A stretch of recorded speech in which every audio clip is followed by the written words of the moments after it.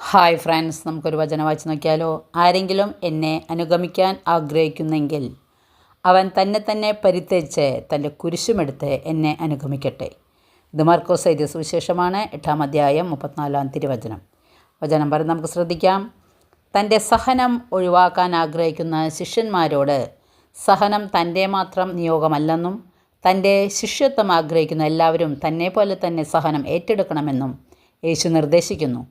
ശിഷ്യന്മാരോടൊപ്പം ജനക്കൂട്ടത്തെയും യേശു അടുത്തേക്ക് വിളിക്കുന്നത് ശിഷ്യത്വത്തിൻ്റെ നിബന്ധനകൾ എല്ലാവർക്കും ഒന്നു തന്നെ ആയതിനാലാണ്.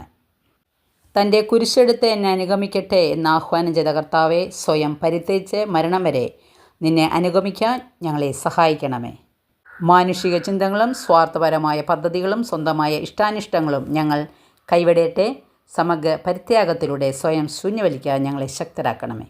വചനം എല്ലാവർക്കും മനസ്സിലായി കാണുമെന്ന് വിശ്വസിക്കുന്നു. Thank you.